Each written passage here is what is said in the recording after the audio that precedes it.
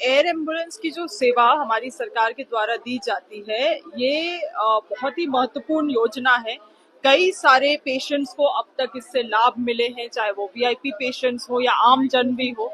अब रही बात ये जो हादसा हुई है, मैंने कल भी इस बात में कहा है कि निश्चित रूप से जांच होनी चाहिए किस कारण से ये हादसा हुई, और जो भी चीजें साफ निकल के आती हैं, अगर कंपनी भी दोषीवार है तो कंपनी पे भी कार्रवाई निश्चित रूप से सरकार करेगी। लेकिन परिवार को सब्सिडी नहीं मिला, ज्यादा पैसा वसूला गया। 3.5 लाख निर्धारित रेट है सरकार का, 8 लाख रुपए करीब कंपनी ने। देखिए, जो इंश्योरेंस का अमाउंट रहता है वो सारी चीजें फिक्स्ड हैं और टेक्निकल भी है।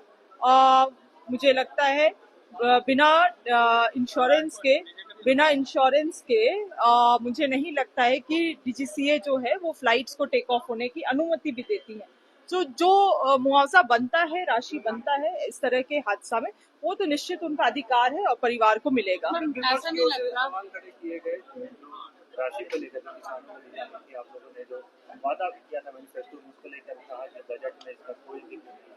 दूसरा वादा इसके उत्तर में माननीय वित्त मंत्री जी ने भी ये कहा कि हम लोगों ने जो मैनिफेस्टो में अपनी जनता के लिए वादा किया है, उन चीजों को पूरा करने के लिए हमारा पूरा 5 साल का टेन्योर है।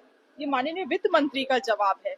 और पहले ही साल में ये जो इतने उतावले हो रहे हैं, 18 साल में इन्होंने क्या किया क्या नहीं किया उसका हिसाब किताब है नहीं, मगर हमारे पहले साल में इन्होंने सवाल जवाब शुरू कर दिया है, जिसका बहुत बखूबी से वित्त मंत्री जी ने जवाब दिया है कि हमारे पास अपने वादों को पूरा करने के लिए 5 साल है। उसके बाद जनता तय करेगी। मैम, ऐसा अच्छे रहते तो लोगों को बाहर जाने की जरूरत नहीं पड़ती, कुछ टेक्निकल चीजें और बर्न वार्ड में ठीक होनी चाहिए, आपको ऐसा नहीं लगता?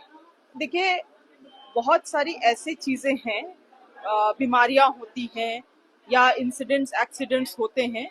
मुझे लगता है हमारे रिम्स में भी बहुत सारी व्यवस्थाएं हैं वर्तमान में, मगर कुछ चीजें ऐसी होती हैं जिसके लिए आपको हायर इलाज के लिए अन्य राज्य में जाना पड़ता है। अन्य राज्य से भी नहीं संभव होता है तो आपको बाहर देश भी जाना पड़ता है। वैसी चीजें हमारे और आपके नियंत्रण में नहीं है, मगर हाँ, मुझे लगता है आने वाले समय में और सारी सुविधाओं से इक्विप करने के लिए प्रयास भी हमारी राज्य सरकार कर रही है।